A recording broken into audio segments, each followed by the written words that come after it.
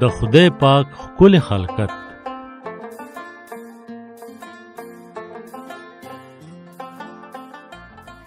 مقدس کتاب د خدای پاک سره شروع کیږي. هغه پاس اسمانونه او لاندې ځمکه زمونږ د اوسېدو د پاره پیدا کړل. داسې وختو چې هر خوا ډیره تیاره وه، نه مرغۍ، نه ځناور، نه د وړو ماشومانو د خندا اوازونه وو، او نه داسې څه مخلوق وو چې څه اوازونه یې کول. نو بیا یو اواز وشو، رڼا دې شي. نو رڼا شوه.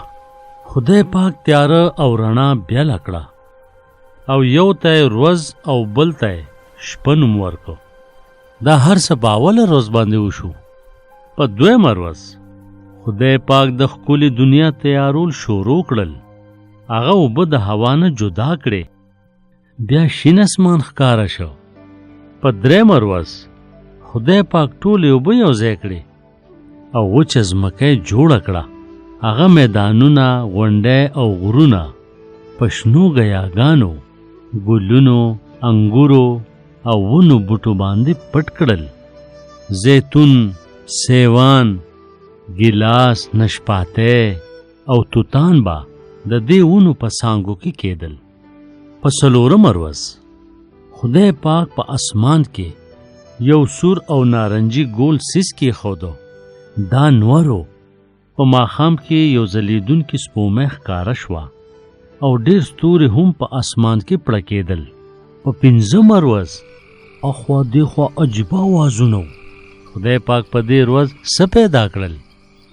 هغه مرغۍ پیدا کړې چې په هوا کې الوزي، او میان یعنی کبانې پیدا کړل چې په اوبو کې ګرځي. په هغې کې هر قسمه سیزونه، شکلونه او رنګونه وو. خدای پاک ډېر مخلوق پیدا کړی دی. په هغې کې ننګ، سره کبان، مرغۍ، بتې او شترمرغ یو څو قسمونه دي.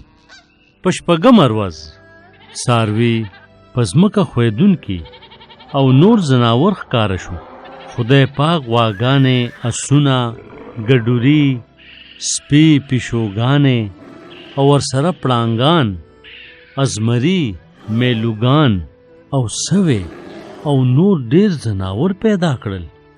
دا د اول بني آدم د پیدایښت د ورځ دپاره یوه ښکلې تحفه وه. آیا تاسو ته معلومه ده چې د اول انسان نوم څه و؟ په راتلونکې کیسه کې به تاسو د هغه په باره کې واورئ.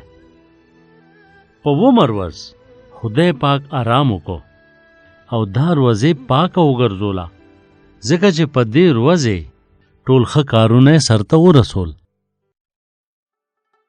ګرانو ماشومانو، تاسو خو دا کیسه واورېده، خو زه به اوس د دې کیسې په باره کې ستاسو نه یو څو تپوسونه کوم.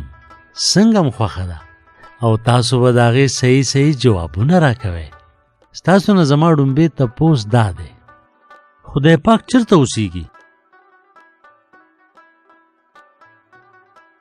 ستاسو نه زما دویم تپوس دا دی، ټول ژوندي څیزونه چا پیدا کړي دي؟ او اوس زه ستاسو نه اخري تپوس کوم، آیا تاسو ته د یو څو څیزونو نومونه درځي کوم چې خدای پاک پیدا کړي دي؟ ګرانو اورېدونکو، یقیناً چې دا کیسه به ستاسو خوښه شوې وي. همدغه شان نورو کیسو اورېدلو دپاره تاسو ضرور زمونږ چینل سبسکرایب کړئ، او که تاسو دا کیسې بغیر د انټرنیټ نه اورېدل غواړئ یا موږ سره رابطه کول غواړئ، نو د پلی سټور نه زمونږ د کیسو ایپ ډاونلوډ کړئ